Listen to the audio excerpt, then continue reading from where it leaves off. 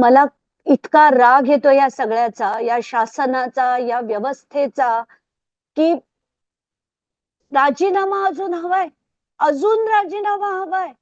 इतकं सगळं बघून सुद्धा यांना राजीनामा हवाय. एक मुख्यमंत्री अशा मंत्र्याला बडतर्फ का नाही करू शकत?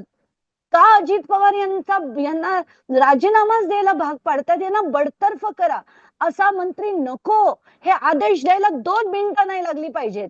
पण हे एवढे दिवस अक्षरशः म्हणजे मला प्रचंड लोकांचे मेसेजेस आलेत. सगळे लोक रडतायत, माध्यम रडतायत, माध्यमांचे जे रिपोर्टर्स आहेत ते रडतायत आणि आपले शासन इतकं निष्ठुर झाले, इतकं अमानवीय झालंय आता, की त्यांना अजूनही राजकारण करायचंय, अजूनही राजीनामे घ्यायचे. मला खरंच सुचत नाहीये काय बोलावं. कारण असंख्य लोकांचे मेसेजेस आलेत, असंख्य लोकांचे, की रात्री झोप लागली नाहीये. त्या धनंजयचा सकाळी म्हणून 2:30 वाजता मेसेज आहे, 2:30 वाजता. नाहीये हे सगळं. होणार आहे. 7 वाजता बोलले की करू नको, शांत राहा तू. स्वतःने इतकं तू संयमाने लढला, आता तरी शांत राहा. आणि तुझ्यावर सगळ्या घराची जबाबदारी आहे आता. सगळी मुलं, सगळं कुटुंब तुझ्यावर अवलंबून आहे. आणि तो रडतोय, माध्यम रडतायत, रिपोर्टर्स रडतायत, शासनाला बघायची त्यांच्या राजीनाम्याची.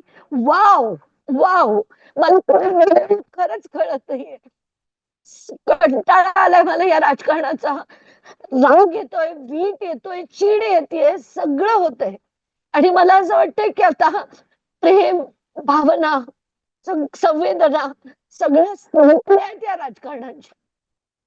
या सगळ्यांना याच्यात काय आहे माहिती होतं, याच्यात व्हिडिओज काय आहेत माहिती होतं, ऑडिओज काय आहेत माहिती होतं, पिक्चर्स बघितलेले होते.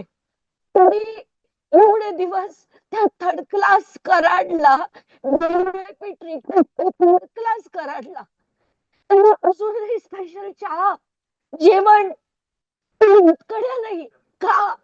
का नाही? मला खरंच कळत नाही.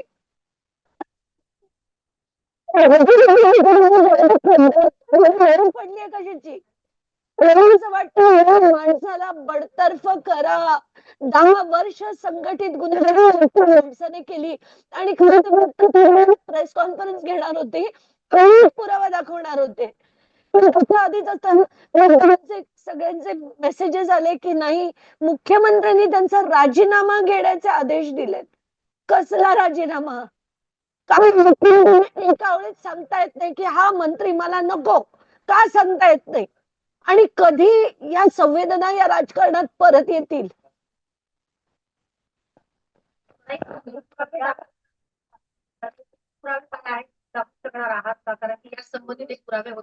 नाही करू शकणार तयार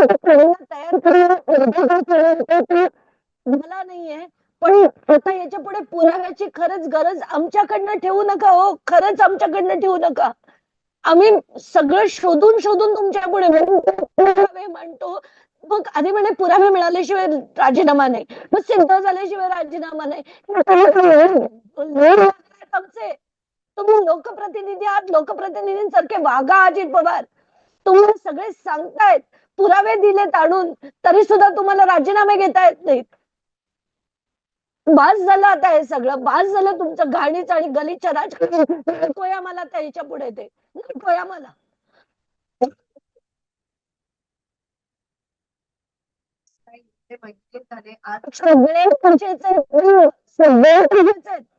सगळ्यांना आपापल्या लोकांना वाचवायचंय. हे सगळे जण येणार, घाण करणार, पैसे काढणार आणि आपण बघत राहायचं सगळ्यांनी. पण काही बोलायचं पण नाही यांना.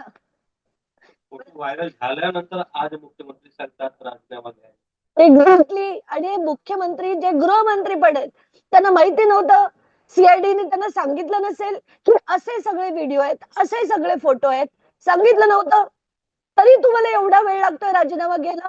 तरी त्या कराडचा सीसीटीव्ही बंद होता जेल मधला, तरी त्याला सगळी सरबराई त्याची होत होती. काय समजतं तुम्ही सामान्य माणसांनी? काय हे समजतं आम्हाला. आम्ही भिकारी आहोत थर्ड क्लास लोक आहोत की आमचं चिडून कोणी गेलं तरी त्याच्यावर कोणी कारवाई नाही करणार. मला सगळ्यांना मला उचलून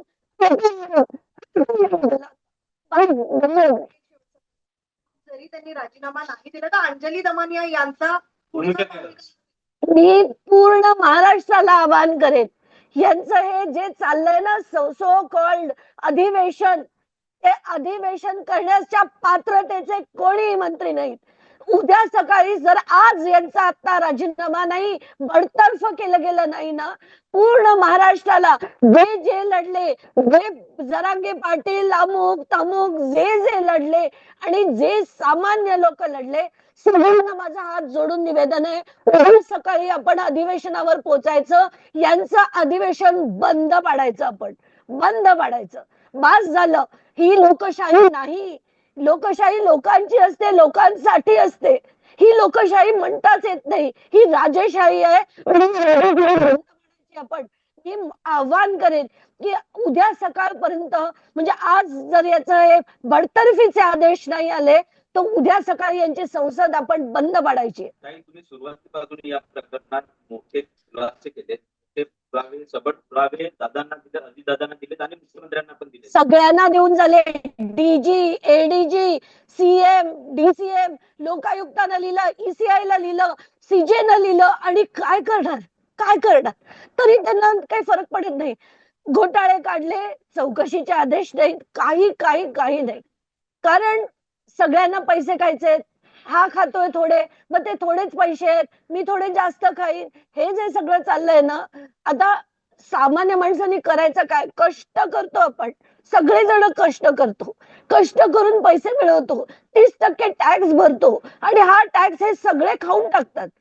उठतो तो खाऊन टाकतो, उठतो तो आपल्याला मारतो, चिरडतो, खून पाडतो, पोलीस स्टेशन मध्ये जातो, पोलीस दखल घेत नाही. पोलिसांना पण हफ्ते पाहिजेत, अमुक पाहिजे, हे लोक खंडणी मागणार. लोकांनी बिझनेस करायचे कसे? तिथल्या लोकांचे मला मेसेज आहेत की लोकांकडनं हफ्ते मागितले जातात, खंडणी मागितली जाते. पोलीस स्टेशन मध्ये गेलं, पोलीस रेकॉर्ड करत नाहीत. आपल्याला ना सिस्टमिक सुधार करण्याची गरज आहे. अख्ख्या सिस्टमला नीट करण्याची गरज आहे. सगळ्यांची डोकी ठिकाणावर आणण्याची गरज आहे. असा देश आपण आपल्या मुलांसाठी ठेवणार का? हा प्रश्न प्रत्येकाने विचारला पाहिजे. प्रत्येकाने शिकायला पाहिजे. घरात नका बसू. काय उखाडणार आहे ती माणसं? काल ते धनंजय मुंडे म्हणतायत की माझ्या विरुद्ध जे जे बोलते त्यांना मी नीट धडा शिकवेन. शिकवा, मी तुम्हाला ओपन चॅलेंज देते. मला जो धडा शिकवायचा शिकवा, जो जे करायचंय करा. किती मत बघू आपण. सगळ्यांविरुद्ध लढण्याची ताकद ठेवते मी, ताकद ठेवते. तुम्ही सबट पुरावे दिले होते मुख्यमंत्र्यांनी आणि उपमुख्यमंत्र्यांनी तुम्हाला आश्वासित केलं होतं की मुख्यमंत्र्यांसोबत भेटून या प्रकरणात पण अजूनही टोलवाटोलवीच पाहायला मिळते. ते टोलवाटोलवीच करणार, त्यांच्याकडनं अपेक्षाच का ठेवायची? अपेक्षा ठेवायची की ते धनंजय देशमुखला न्याय देतील, अपेक्षा ठेवायची गेले होते सीएम ना भेटायला. खरं सीएमनी त्यांच्या घरी जायला हवं होतं, त्यांच्या घरी जाऊन घ्यायला पाहिजे होतं, पण नाही गेले कोणी. ते नाही गेले. का नाही गेले? आणि त्यांना आश्वासन दिल्यानंतर तरी दिलं होतं की आम्ही त्या मुलांची तुम्हाला न्याय देऊ. असा न्याय 3-3 महिने लागतात तुम्हाला, आणि हे सगळं तुम्हाला सगळ्यांना माहिती होतं. दसनी प्रत्येक त्यांच्या मीटिंग मध्ये हे सगळं जेव्हा मांडलं होतं, कारण त्यांनी ते व्हिडिओ कदाचित बघितलेले होते, हे व्हिडिओ कुठल्या तरी एका ग्रुपवर टाकलेले होते, आणि तरी यांना डायलॉग सुचतात.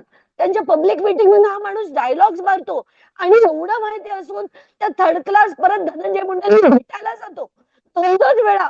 हे राजकारण. बस यार, बस आता. काही बोलवणार, बोलूया.